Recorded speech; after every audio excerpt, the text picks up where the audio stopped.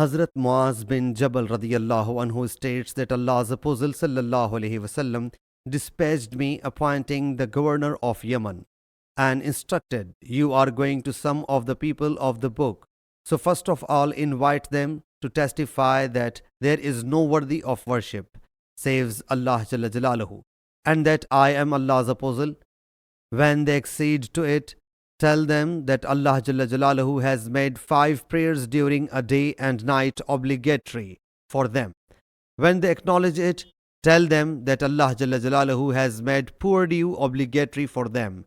That will be taken from the affluent among them and apportioned to the poor amongst them.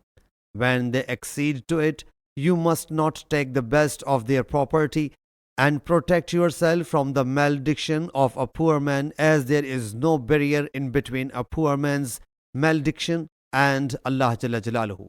Sahih Muslim Hadith number 121.